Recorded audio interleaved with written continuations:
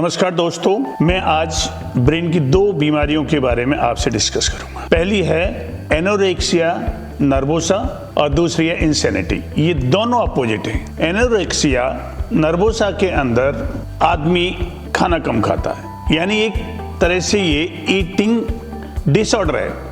इसे psychological eating disorder कहते हैं। इसमें आदमी को हमेशा ये भय रहता है कि मैं मोटा तो नहीं हो गया। पतला होते हुए भी ये सोचता है मेरा पेट निकल रहा है, मेरा मोटापा बढ़ रहा है, इसलिए वो कम से कम खाना खाता है। मेरा वजन बढ़ रहा है, इसलिए वो कम खाना खाता है। और ये टेंडेंसी किस में होती है?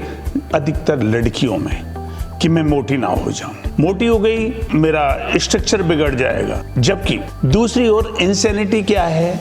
उसमें आदमी अधिक से अधिक खाना चाहता है। कहता है मैं स्पेशल नजर आऊं, मैं अधिक से अधिक खाऊं, बॉडी बिल्डर बनूं। लेकिन एक्सेस कोई भी चीज हो, कहते हैं ना, एक्सेस एवरीथिंग इज बैड। अधिक कोई भी चीज नुकसानदायक होती है। अब हम कम खाना ना खाएं या कम खाना खाएं, एनोरेक्सिया जो प्रॉब्लम है, इसका नुकसान क्या है?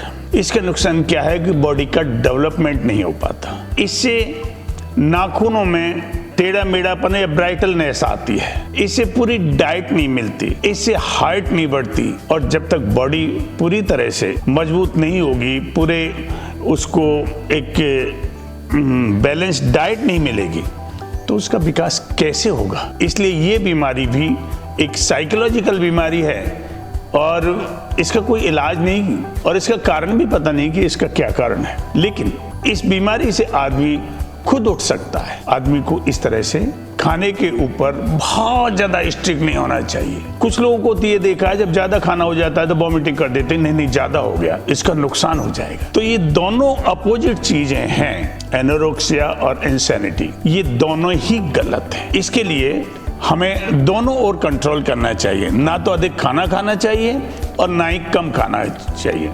बैलेंस डाइट बहुत जरूरी है बॉडी के, ब्रेन के डेवलपमेंट के लिए। और तब तक आपका पूरा डेवलपमेंट नहीं होगा तो आप किसी भी काम को करने में या अपने टारगेट को पाने में सक्षम नहीं होंगे। इसलिए दोस्तों, इस तरह की भ्रांति में पड़ना, इस तरह की सोच बनाना बिल्कुल ही गलत है। इस चीज के लिए होम्योपैथी में मेडिसिन्स हैं जो इन दोनों को, ब्रेन को या साइकोलॉजिकल एटीट्यूड को चेंज करती हैं। उनका कुछ दिन उपयोग करें, उससे प्रॉब्लम आपकी खत्म हो जाएगी। कुछ कॉम्बिनेशंस होम्योपैथी में, होम्योपैथी की मेडिसिन्स का कोई साइड इफेक्ट नहीं है।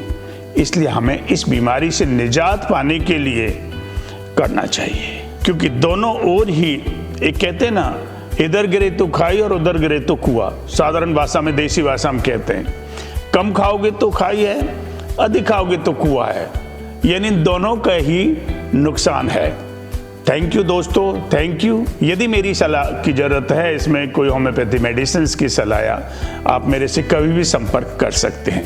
नीचे में इसका मेरी वेबसाइट और वो सारा कुछ मैंने दिया हुआ है। Thank you.